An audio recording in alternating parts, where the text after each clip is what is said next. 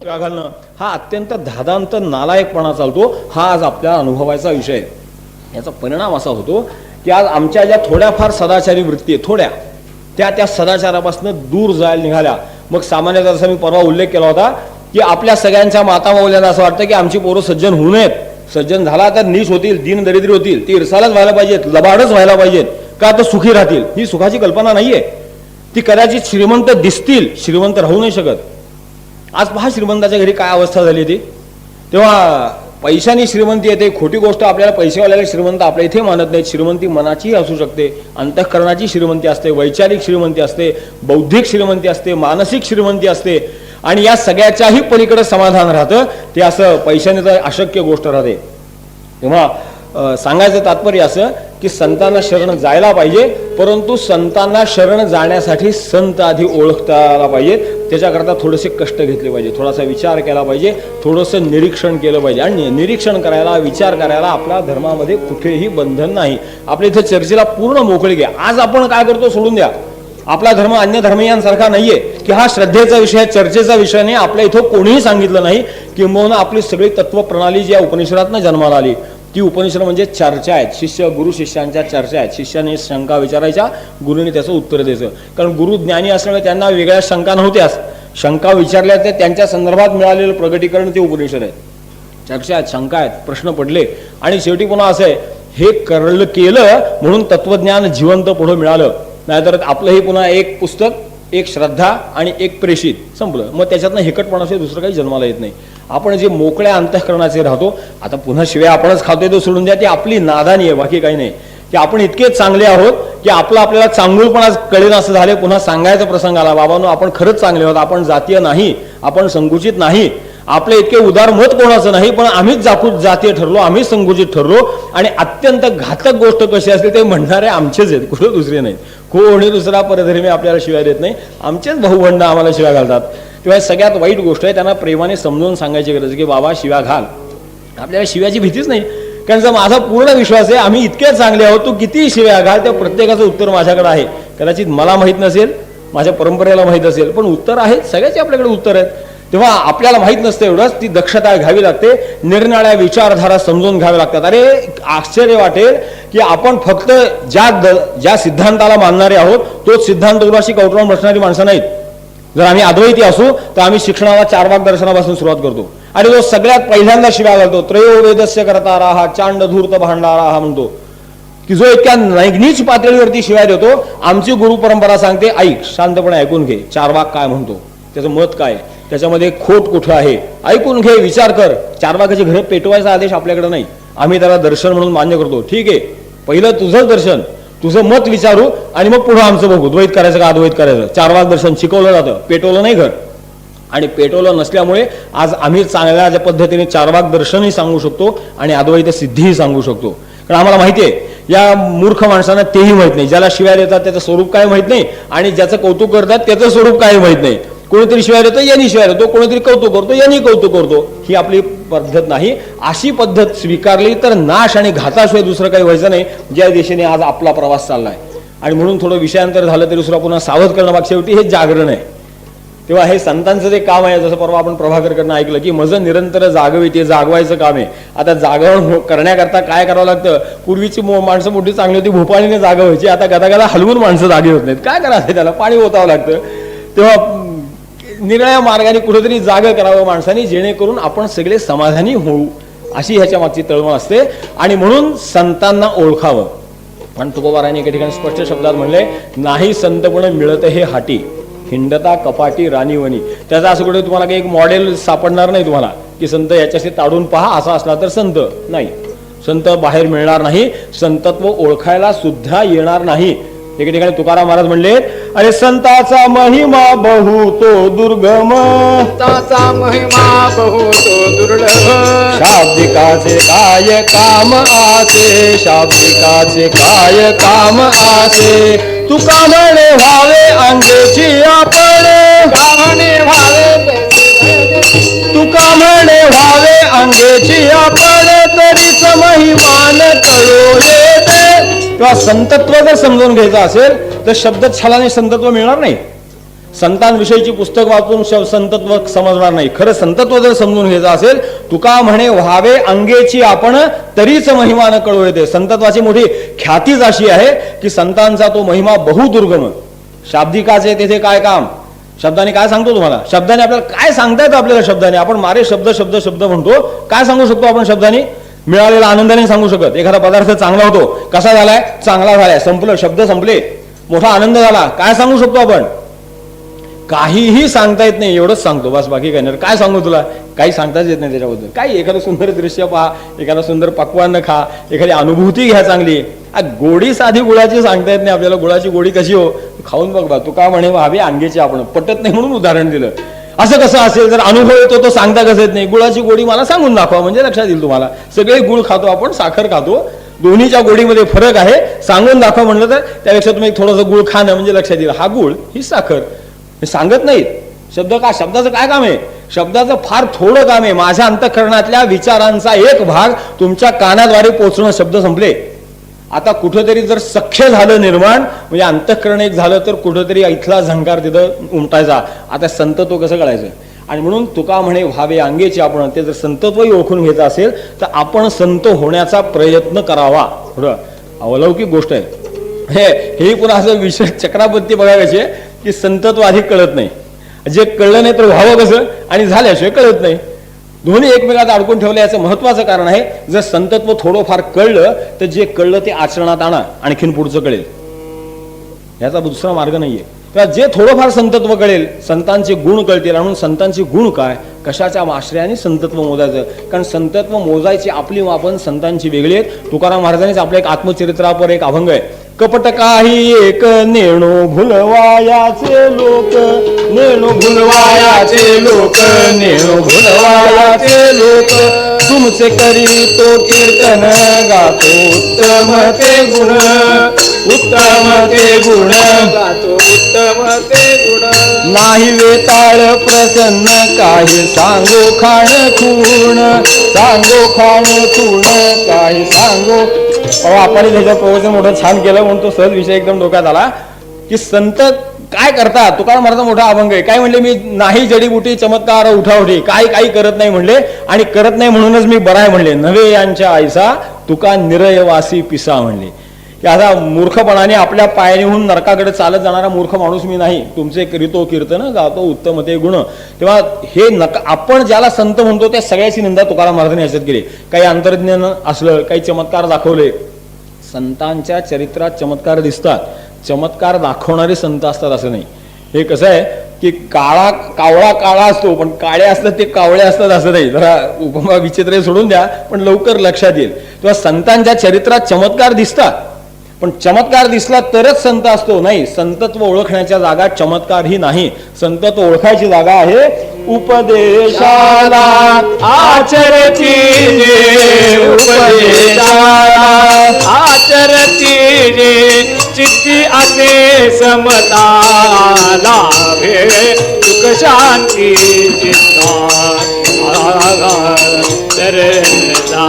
संता लाभे सुख शांती चित्ता. आसक्तीचा मनी लोभना, आसक्तीचा मनी लोभना, विवेके पाहता रे मना, विवेके पाहता लाभे सुख शांती चित्ता. संता लाभे सुख शांती चित्ता. अगदी सामान्य संतत्व ओळखण्याचं चिन्ह काय, जे सामान्यतः कुठेही चटकन प्रत्ययाला येऊ शकतं असं चिन्ह म्हणजे आपल्या कानावरती जे आपल्या भाग्याने संतांचे जे विचार पडतात. अनेक पडत असतात, आपण काही पुस्तकं वाचतो, तसा बहुतेक सगळ्या सज्जन माणसांना हा स्वभावता नाद असतो. काही चांगली पुस्तकं वाचणं, काही चांगल्या कॅसेट्स ऐकणं, काही प्रवचन कीर्तन आदी श्रवण करणं चांगली गोष्ट आहे. तेव्हा असं जे आपल्या कानावरती संतांचे विचार पडतात, कधी पारायण आपण करतो त्याच्यामध्ये काही संतांचे विचार असतात, ते हे विचार ज्यांच्या आचरणामध्ये दिसतात ते संतत्व ओळखावं. म्हणजे ज्या ज्या पद्धतीने आपला विचार पडतील पुन्हा प्रत्येक विचार त्याच्या मागच्या अपेक्षता खूप उदंड ह्याच्या मागे आहे. म्हणून सामान्य ठोकताळ्याचा नियम आहे. जो उपदेश आहे संतांचा उपदेश आहे, सज्जन माणसांचा उपदेश आहे, त्याचं आचरण जे करतात ते संत असतात. त्याच्यावर प्रवचन करणारे संत असतात असं नाही. कारण प्रवचन करणं टेप रेकॉर्डरची कॅसेट याच्यामध्ये काही फरक नसतो. किंवा कुठेतरी शब्द उमटलेले असतात, तो त्याच्या मायक्रोफोनमधून ऐकतो, हा कानाने ऐकतो, पुन्हा बाहेर पाडतो. ह्याच्यात फरक, ही काही वाईट गोष्ट असं नाही. पण कॅसेटचं जे मूल्य आहे ते प्रवचनकाराचं मूल्य आहे. प्रवचनकार संत नसतो, संत प्रवचन करू शकतील. पुन्हा तेव्हा फरक वेगळा आहे की ज्याच्या आचरणामध्ये, बोलण्यामध्ये नाही, लेखनामध्ये नाही, आचरणामध्ये, ज्याच्या आचरणामध्ये संतांचा उपदेश दिसतो तो संत समजावा. आणि ह्या आचरणामध्ये उपदेश कशाच्या अधिष्ठानावर राहतो, त्याचं शास्त्र असं आहे की त्यांच्या अंतःकरणामध्ये सर्व भूतांविषयी एक समभाव असतो. वागताना व्यवहारामध्ये वेगवेगळं वागावं लागतं, हे बरोबर आहे. कारण तुकाराम महाराजांनीच म्हटलंय, दया तिचे नाव भूतांचे पाळणं आणि निर्दाळणं कंटकांचे. आता कंटकांचं निर्दाळण आणि भूतांचं पाळण एक आहे का? एक आहे. काय करणार त्याचा व्यवहार तसा असल्यामुळे त्याला तसं वागणं भाग पडतं. परंतु त्यांच्या अंतःकरणामध्ये समवृत्तीच असते. जे जे भेटे भूत ते ते मानिजे भगवंता, हा भक्ती योगू निश्चित जाणं माझा. हे भक्तिशास्त्रातलं अगदी प्राथमिक तत्व आहे की ईशावास्यमिदम सर्वम यत्किंचित जगत्यान जगत. हे जर उद्घोषणा असेल तर जे भेटेल ते भूत, जे निर्माण झालं ते जिवंतच पाहिजे असं नाही, सचेतन पाहिजे असं नाही. आपण ज्याला अचेतन म्हणतो तेही भगवंताचं स्वरूप असतं. तेव्हा इथपर्यंत त्यांची अंतःकरणाची धारणा असल्यामुळे त्यांना उपदेशाप्रमाणे आचार करणं शक्य असतं. आपल्याला आचार करणं शक्य नसतं, कारण आपल्या ह्या बाहेरच्या बऱ्याच भानगडी असतात. आणि आणखीन एक त्यांची वृत्ती असते आसक्तीचा मनी लेपना. त्यांच्या अंतःकरणामध्ये कुठल्याही बद्दलची आसक्ती, कामना, हवंसं वाटणं, नकोस वाटणं काही नसतं. यदृच्छा लाभ संतुष्टो, आपण सकाळी थोडा त्याचा विचार केला किंवा उल्लेख केला आपण असं समजू. तेव्हा ही जी त्यांची वृत्ती असते, यदृच्छा लाभ संतुष्टो द्वंद्वातीतो विमत्सरः गतसिद्धावसिद्ध उच्च कृत्वापि न निबद्धते, असा आपण सकाळी विचार केला की असं त्यांच्या अंतःकरणामध्ये अनासक्ती असते. कशाबद्दलचीही आसक्ती नसले तरी सुद्धा एक भूतमात्रांच्या हिताच्या कल्याणाकरता ते जगत असतात. आणि त्या दृष्टीने त्यांचं सगळं आयुष्य जात असल्यामुळे त्यांना तो उपदेश आचरणात आणणं शक्य असतं. त्यांच्या अंतःकरणात समानता राहते, अनासक्ती असतात. आणि हे सगळं ते विवेकाने पाहतात. विवेकाबद्दल आपण काल पूर्वांगामध्ये बऱ्यापैकी विचार केला, मग त्याचं पुन्हा आज आवश्यकता आहे. कारण शेवटी पुन्हा पुन्हा आपल्याला विवेकाशिवाय दुसरा पर्याय नाही. समर्थाने सुद्धा एका ठिकाणी स्पष्ट शब्दात सांगितले की देहबुद्धी ते आत्मबुद्धी करावी, विवेके विवेके त्या वस्तूची भेटी घ्यावी. की ही जी भेटते वस्तू, जे सद्वस्तू आहे, परमात्मा तत्व आहे, त्याची भेट विवेकाने होते, अविवेकाने होत नाही. आणि म्हणून विवेकाचं महात्म्य खरंच मोठं आहे. विवेक सारासार विचार करणं, निवड करणं. काल आपण त्याचा पूर्वरंगामध्ये ऐकलं. तेव्हा असं विवेकाने ते त्यांचं आचरण ठेवतात. त्यामुळे ही जी त्यांची प्रधान लक्षणं आहेत, यांच्या आश्रयाने संत ओळखावा. आणि असा संत ओळखला की मग त्याला शरण जावं. वेळासारखं आधी शरण जाऊ नये. म्हणून शरण जाणं ही दिशा असावी. त्याच्याकरता संतत्वाचं संशोधन आपल्या प्रामाणिकपणे करावं. आणि भगवंताची एक दया असं सांगतात, किंवा उपस्थित संतांची ही कृपा असते की शोध घेतला तर संत सापडतात. संत वस्तू दुर्मिळ आहे, बरोबर आहे, परंतु शोध घेतला तर संत सापडू शकतात. ज्या पद्धतीने शोधाचं सामर्थ्य वाढत जाईल त्या पद्धतीने प्रगट होत जाऊ शकतं ते. त्यामुळे संत शोधून सापडतो आणि म्हणून हुडकायचा असतो. सापडला नसता हुडकायचा प्रसंगच आला नसता. तेव्हा हे होऊ शकतं माणसाचं.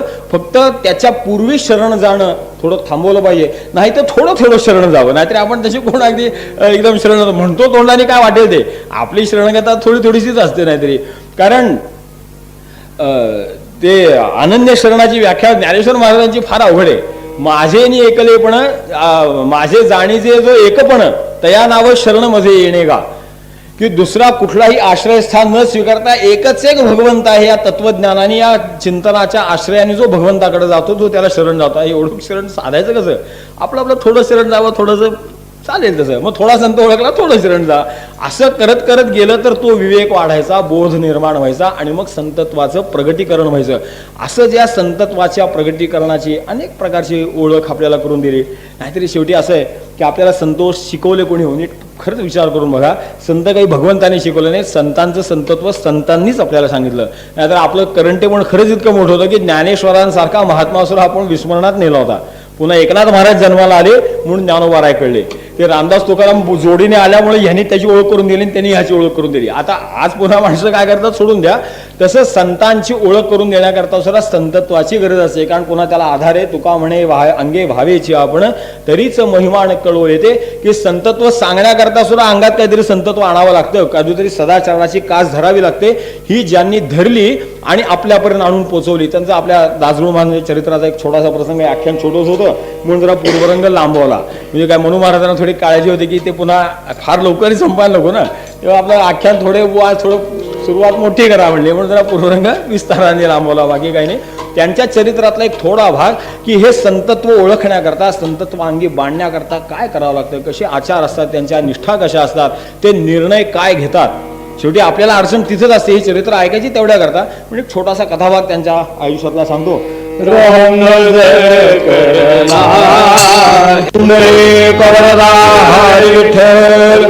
ज्ञानेश्वर तुकाराम महाराज की जय, सद्गुरु दासगणू महाराज की जय. जय जय रघुवीर समर्थ. नमः पार्वती पते हर हर महादेव. सहस्रबुद्धे वंशी नगर प्रांती गणेश नावानी अवतरणाचे महिवर संत करी श्री महिपती बिरुनी. पण महिपती महाराजांचं चरित्र भक्ती लीलामृतात ऐकलं.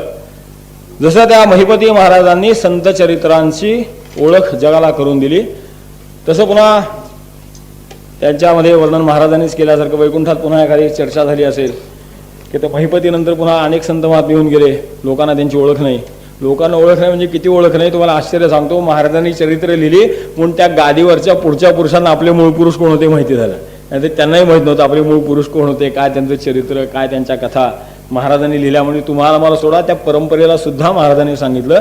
अशी अवस्था बहुधा झाली असावी म्हणून भगवंत म्हणले आता पुन्हा जा बाबा, पुन्हा संत चरित्र लिही.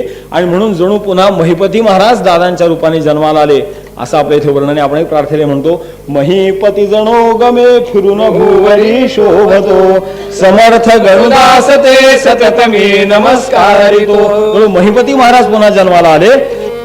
त्या नगर जिल्ह्यामध्ये अकोळनेर गावी त्यांचं मातुल घराणं होतं, तिथं ते जन्माला आले.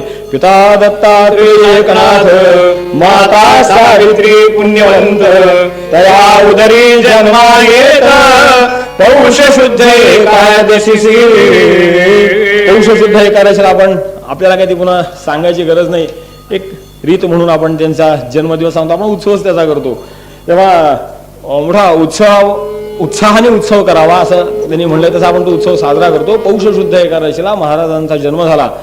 आता ते 12व्या दिवशी पाळण्यात नाव ठेवलं, पण महाराजांचं आश्चर्य वाटेल, नाव पाळण्यातलं होतं नारायण. नाम नारायण ठेविले तयाचे, नाम नारायण ठेविले तयाचे, आजोबाना परी पटले नाही साचे, आजोबाना परी पटले नाही साचे, म्हणती वाटे गणपती हाची आला, म्हणती वाटे गणपती हाची आला, नवल झाले पुढे क्रूडतेची त्याला नाव झाले. नारायण हे नाव त्यांचं नाव ठेवलं. पुढे ज्यावेळेस ते घरी परत आले नगरला, त्यांचे आजोबा मोठे अधिकारी होते, मामलेदार होते.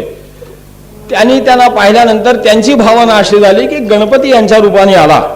आणि म्हणून तुकाराम काकांनी जी आरती केली ना त्याच्यात ह्या प्रसंगाचा उल्लेख आहे.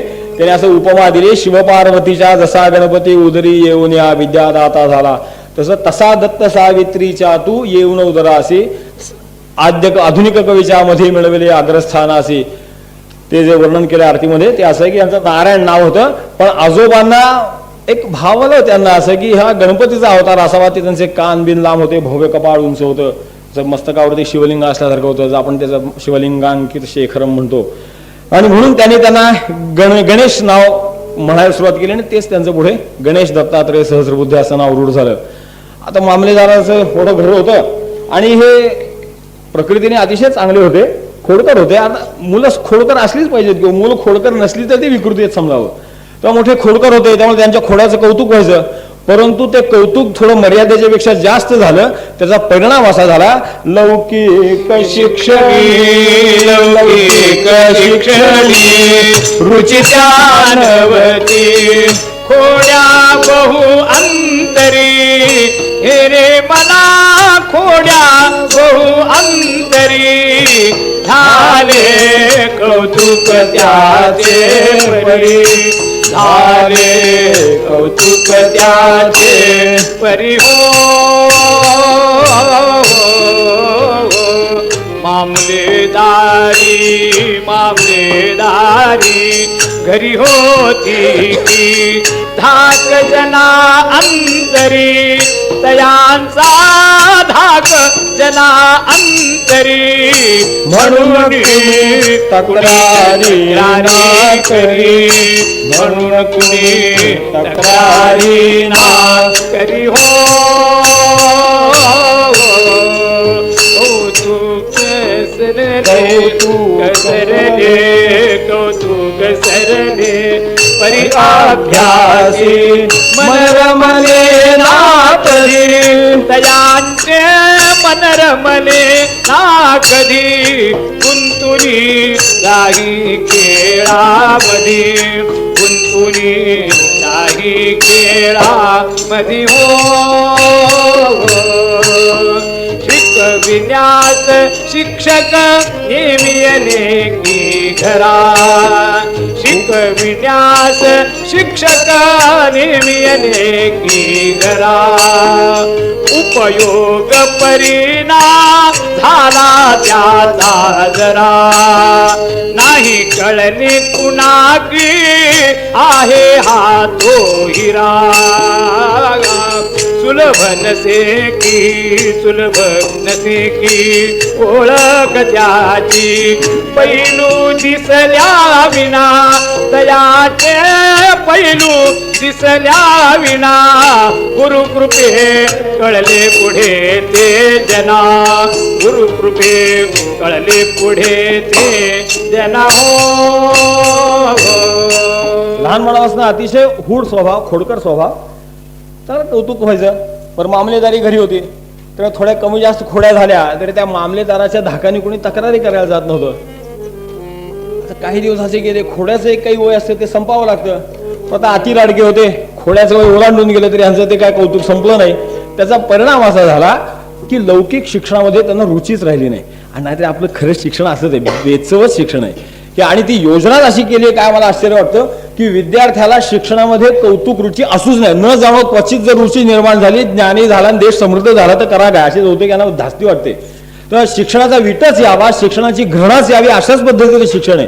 का पोरांचं बघा की गाढवं बरी असते तर पोरांची ओझे.